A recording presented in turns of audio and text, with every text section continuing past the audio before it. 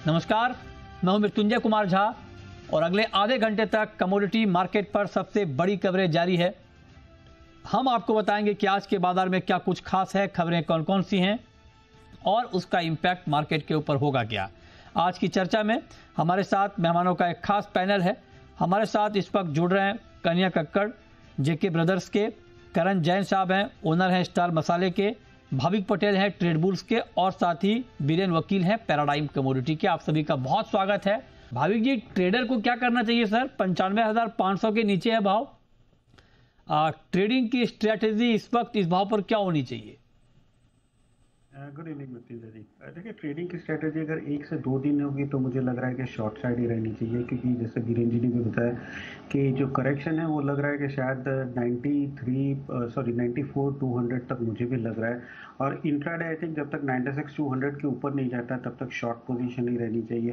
तो एक बार 95,700 के करीब आता है तो 96,200 के स्टॉप लॉस से शॉर्ट कर सकते हैं।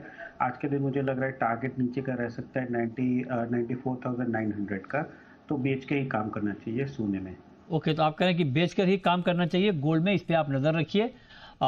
ठीक है। अच्छा भाविक जी, आप जरा बताइए कि आपके हिसाब से चांदी में चूंकि जितनी तेजी, मतलब जिस रफ्तार से गोल्ड का मार्केट ऊपर गया, चांदी इसमें पीछे छूटती हुई दिख रही है, तो इसके पीछे की वजह क्या है और आपके हिसाब से अभी क्या आउटलुक?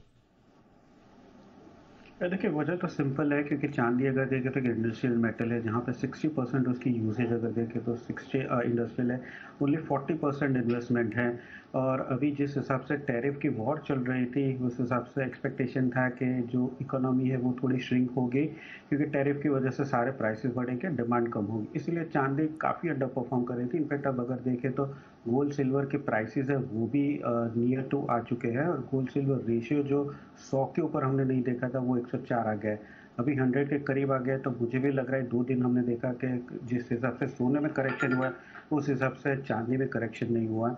तो आई थिंक यहाँ से चांदी पॉजिटिव जाएगी, गोल्ड है वो थोड़ा करेक्ट होगा। तो चांदी मुझे भी लग रहा है 97,000 के करीब आ सकती है, तो बाई करके चल सकते हैं।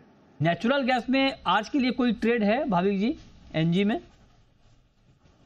देखिए, नेचुरल गैस में अभी भी मैं शॉर्ट साइड ही जाना प्रेफर करूंगा, क्योंकि वेदर जो है वो काफ़ी डिमांड के लिए वीक है, और अगर आउटपुट भी देखें तो आउटपुट भी स्ट्रांग है। तो इस हिसाब से मुझे नहीं लग रहा है कि नेचुरल गैस में ज़्यादा तेज़ी आ सकती है, थोड़ा बहुत शॉर्ट कवरिंग आ सकता है, बट अगर कोई भी उछाल मिलता है तो मुझे लग रहा है कि शॉर्ट ही करना चाहिए।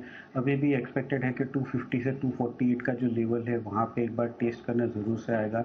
अभी फ़िलहाल 256 चल रही है, तो थोड़ा वेट कीजिए, 258 के 260 के करीब अगर आता है तो एक बार शॉर्ट करके चल सकते हैं 253 के टारगेट के लिए, और इंट्राडे स्टॉप लॉस रहेगा 264 का। थोड़ा उछले पे नेचुरल गैस बेच सकते हैं।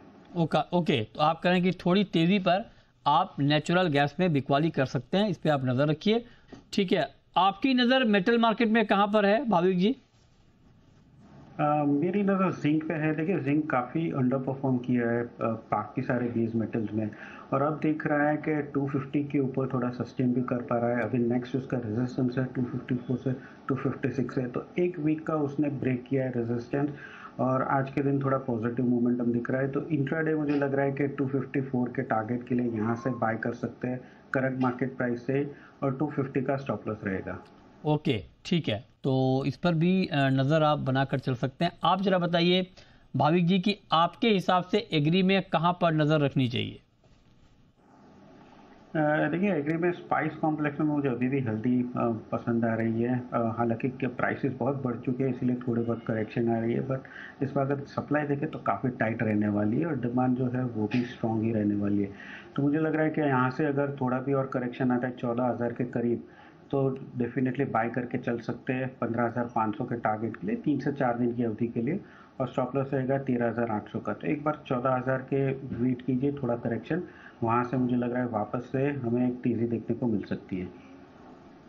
ओके, चलिए, बहुत शुक्रिया बीरेन जी आपका, शुक्रिया भाविक जी आपका भी हमारे साथ जुड़ने के लिए और बताने के लिए कि कहां पर ट्रेड के मौके आज बन सकते हैं।